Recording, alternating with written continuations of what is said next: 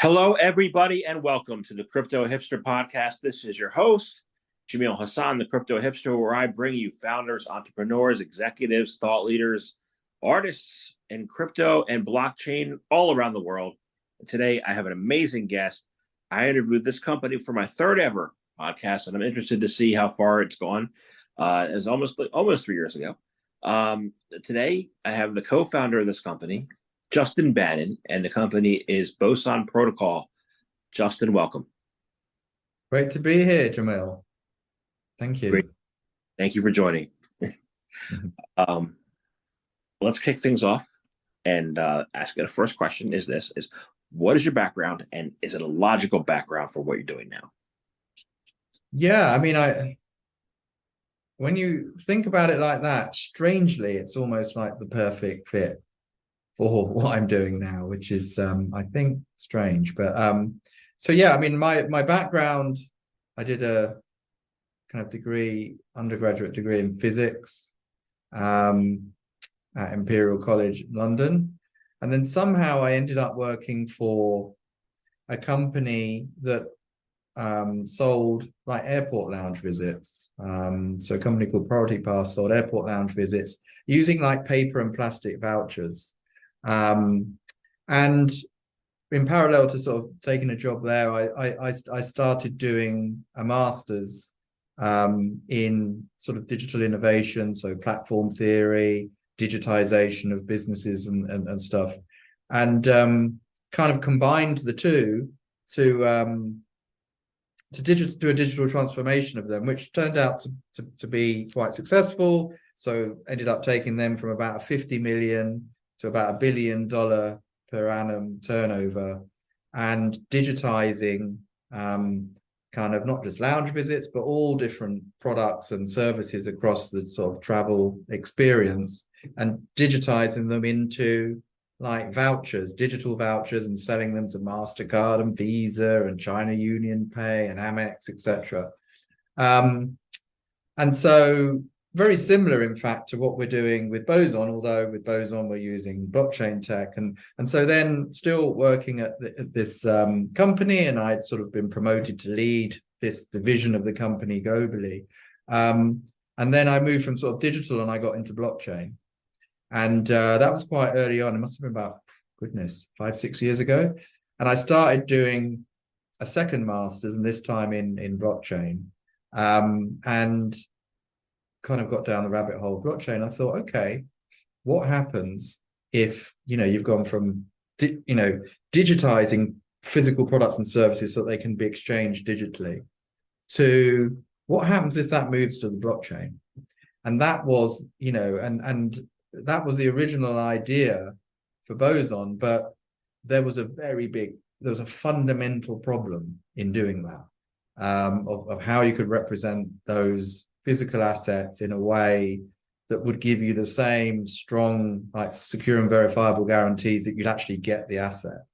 And so there was a pretty technical, theoretical problem there, that together with one of the lecturers on this master's, one of the technical lecturers, we said, well, let's see if we can either solve it, or if we can't solve it, let's do an impossibility prove it's impossible. Well, we failed to prove it impossible, and came up with the original concept and the version 1 white paper of Boson Protocol.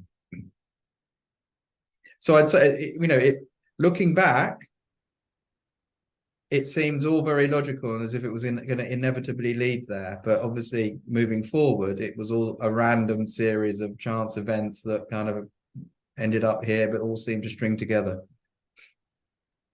It's all about the story at the end of the day. Like, what kind of weird how things work like that, but I'm beginning to fragment stuff too into a cohesive story. I kind of sort of.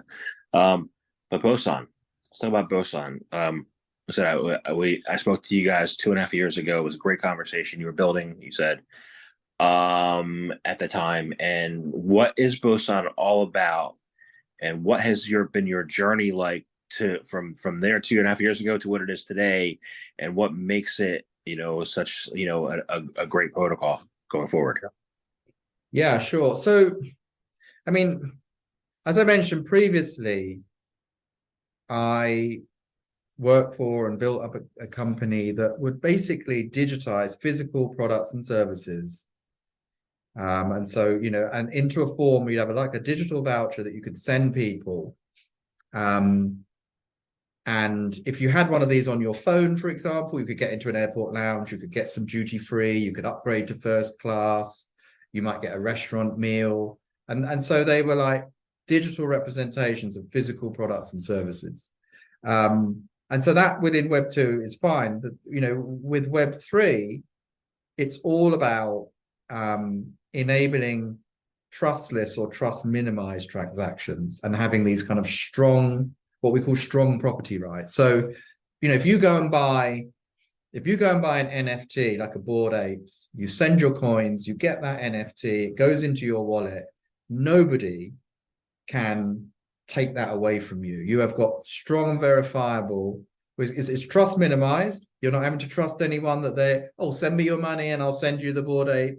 It's strong, verifiable guarantees enforced by cryptography.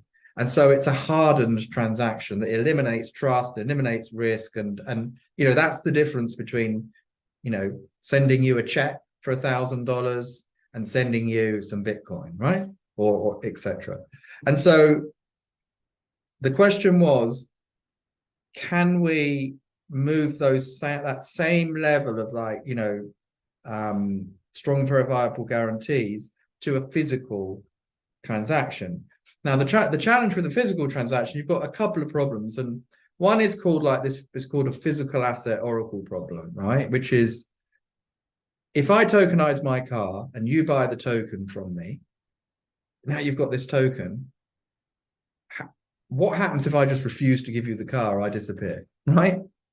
It's not like if I've got a Bored Ape and you buy the Bored Ape. Once you've got the token, you've got ownership, right? Digitally enforced ownership. But when it's an off-chain asset, it's hard. The blockchain can't control this enforcement, this settlement, right? So that's the first challenge. And then the other one is this kind of fair exchange problem, which is, if we're going to do this exchange, and I say my car's got 50,000 miles on the clock, but when you get it, it's got 100,000 miles on the clock, or there are quality issues, or I don't send it according to terms, or I send the wrong thing, or all of that, and that's called the fair exchange problem, which has been around for years in e-commerce. And so typically that's solved either with you have a trusted seller, or you have an intermediary, and that's where you get eBay and Amazon, right? If the buyer and seller don't trust each other, then an intermediary is used that both parties trust to ensure a fair exchange. The trouble is with those intermediaries is they end up eating the market, like Amazon just been charged with maintaining an illegal monopoly by the FTC in 17 states. And so Web3 is about eliminating the need to trust, eliminating intermediaries, and giving these kind of like immutable atomic exchanges. And so those are the two problems that Boson had to solve. And I mean, the way we solve and obviously last time you spoke to a member of the team, Sebnam, we were on version 1 of a white paper. We're now on version 2 of a fully deployed protocol with a suite of dApps and plugging in everyone. We can go into that, but what the way Boson handles it is, a seller will come. Let's say a seller's got a car. They will upload all the metadata and create what we call an offer, and then an offer is then on chain. The buyer can go and inspect, view these offers. If they like the look of this offer and the claims that the seller makes, then they send their money. Yeah, they commit their funds. Those funds get locked up by the protocol, and they receive a redeemable NFT. Right now, with that NFT, they can immediately redeem, or they can trade, they can gift it, transfer it, flip it, trade it, use it as collateral, do all the other things you can do with an NFT. And then at the end of the day, if everything's fine, somebody, maybe it's the third person or whoever, maybe the original buyer, can then go and hit redeem, and then the seller needs to send the goods, right? If the seller sends the goods, everyone's happy, the protocol will pay out. If the buyer raises a dispute, then the protocol goes through a dispute process, 2 stages. The first stage is automated mutual resolution, tries to get buyer and seller to agree, and if they agree, we'll divide the pot. So it's using game theory.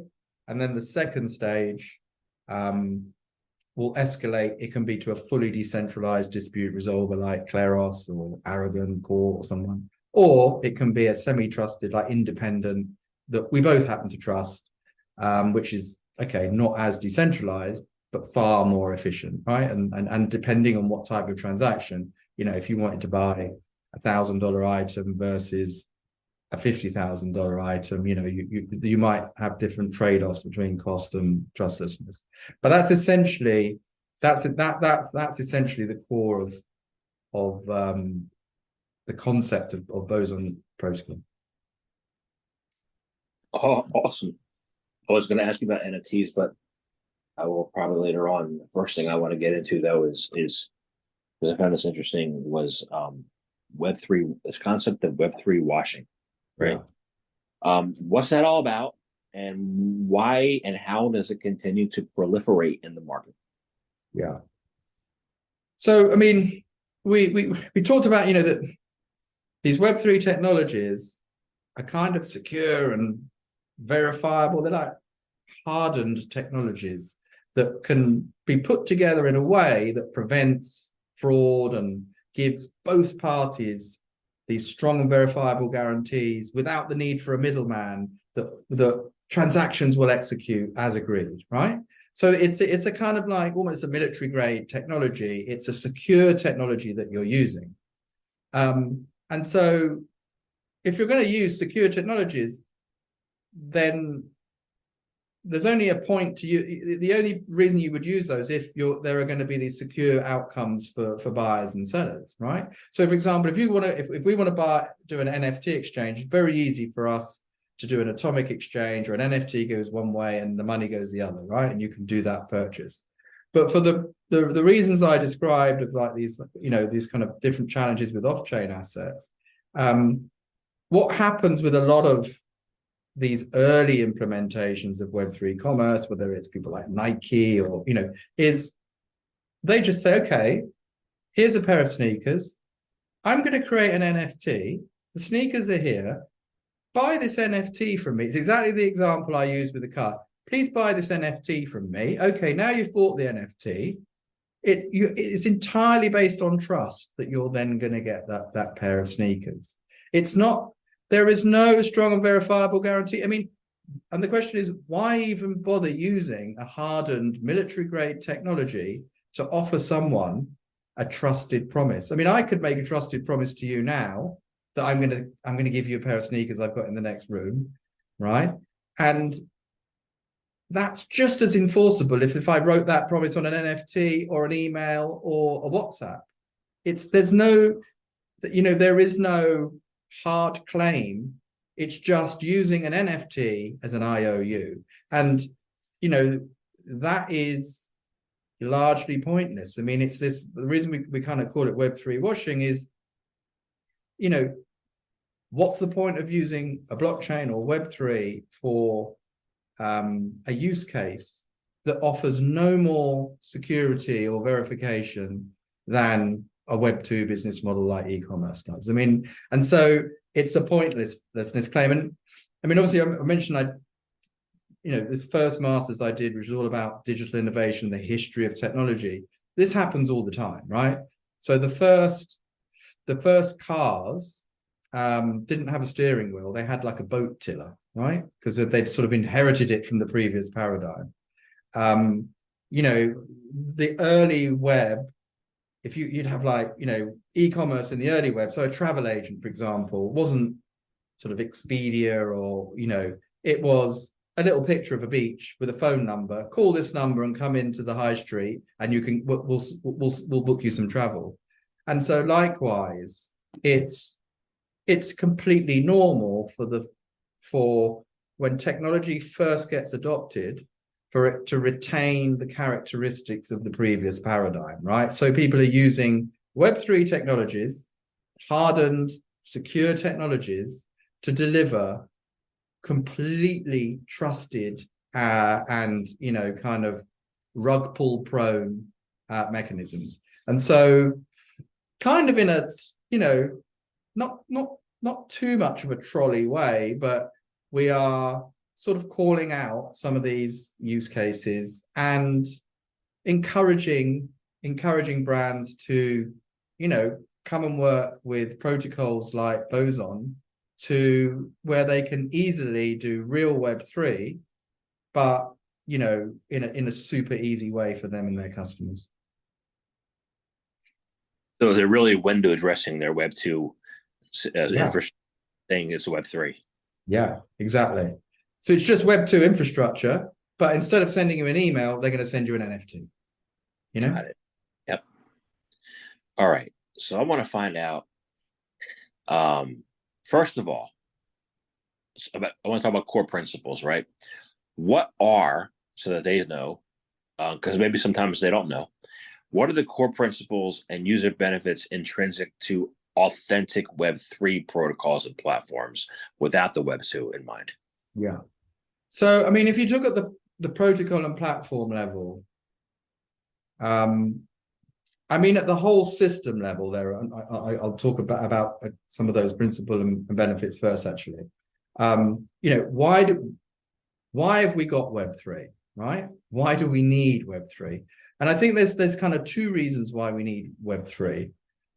One is to prevent some bad stuff happening, right? And two is to enable some good stuff to happen, right? And this is at the system level. So, a couple of hundred years ago, Thomas Jefferson said that a free press is the only safeguard to public liberty, right? And the whole system of free press, constitution, co-equal branches of government, all of that was set up as a defense against, to protect the public liberty. Now, if you fast forward 10 years, a couple of hundred years, if you look at the threats we've got now of like digital totalitarianism in China, elections being hacked, money being inflated away, all of these different things, right? Web3, monopolies like Amazon eating the world. Web3 is a set of technologies that can protect the common people, is what I call a modern liberty technology, right? So at a systemic level, that is one of the main reasons Web3 was created, right? So that's preventing the bad. The good that it can unlock at a systemic level is once you've got these trusted transactions, it changes the whole nature of the economy, right? The economy can almost become like instead of this, thing like computers are so reliable that they compute things so reliably, you can run a whole stack of applications on top, right? Our economy is so fuzzy and full of defaults and fuzziness and, I didn't receive my goods, so I've now got to take you to court and this transaction didn't execute, that you can't reliably kind of compute and run transactions on top. And there's a whole series of research I've been doing with Professor Jason Potts, who's like one of the top blockchain economists, on how when you get these strong and verifiable transactions happening in an economy, it turns the economy into like a computer, what he calls a computable economy or a Turing complete economy. So you get a whole different type of economy when we upgrade all of those transactions, right? So that's a systemic answer. But, at the kind of transaction level and between buyers and sellers of brands, it's what I said previously, where, Web3, if we do a Web3 transaction, we get these assured transactions where, it's like if you do a transaction with DeFi, you put your money in, you're going to get this out. There is no counterparty risk. Okay, there are other risks like hacking risk and all that. But in time, those systems will become, hard and that kind of goes away. But, you have strong and verifiable claims. You don't need to trust anyone. You can start chaining these, you can go and buy things with complete security. And if you think about, selling physical things as NFTs at the moment is a very niche thing.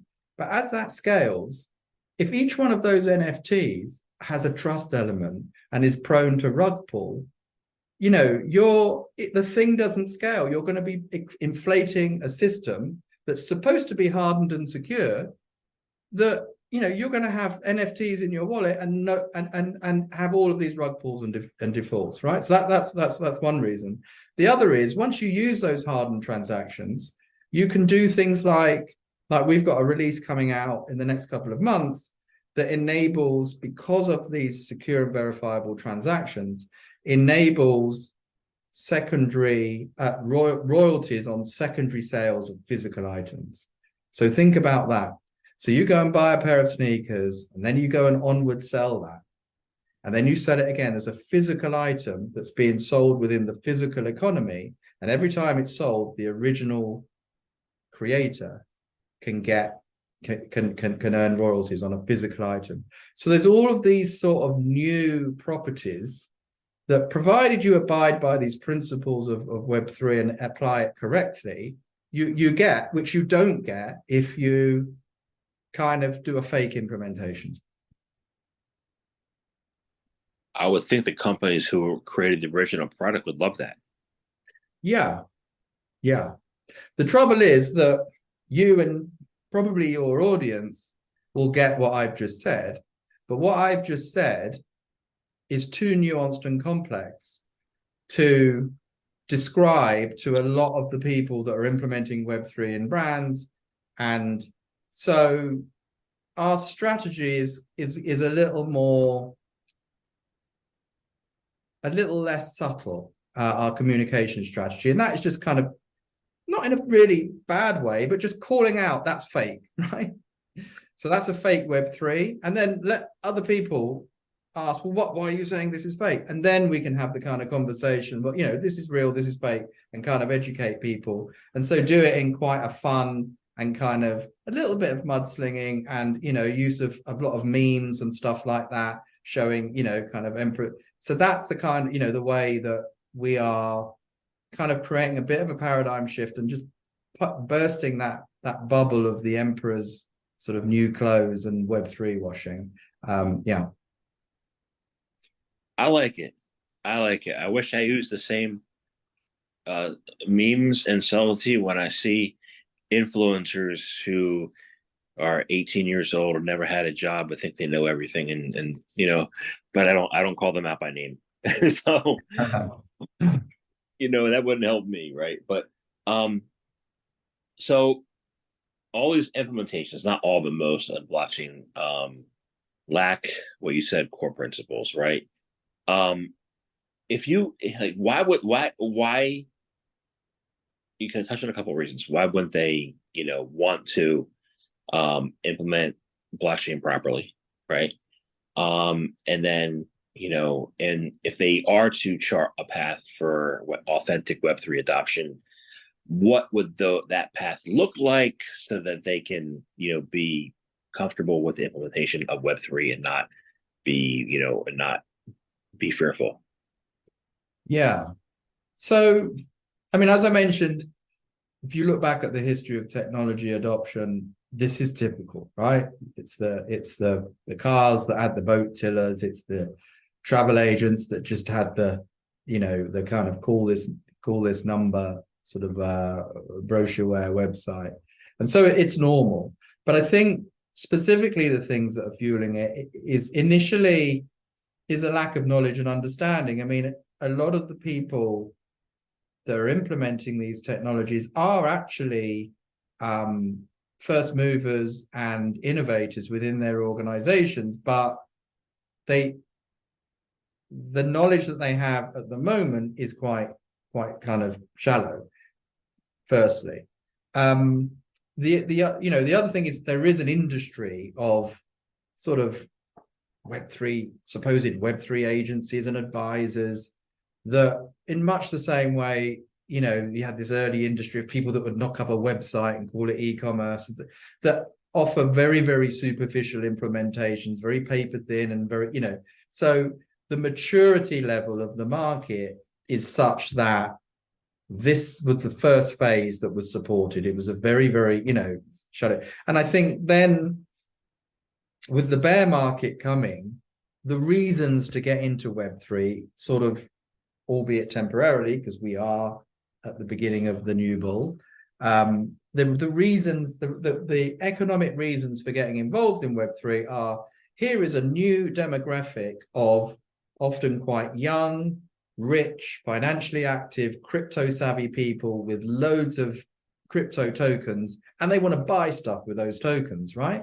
And they want to do it in a crypto-savvy. A lot of that has evaporated. So we've had this sort of period of this initial adoption being quite paper thin, and then a bit of the evaporation of the whole reasons to be within Web3. But that is all changing now, right? If, assuming that what we are, this sort of recent uptick is the beginning of a new bull run.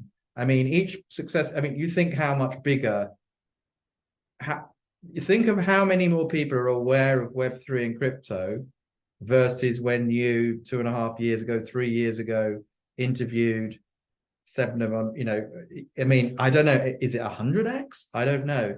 But, you're talking about Larry Fink, the CEO of BlackRock, talking about, hundreds of billions of dollars of money coming into crypto via these things like ETFs. So you've got the potential on this next bull run to have a 10x size market and demographic where a huge amount of that wealth is held by young crypto savvy people who want to go and spend their crypto, and for whom having authentic Web3 rather than kind of fake Web3 implementations is really important.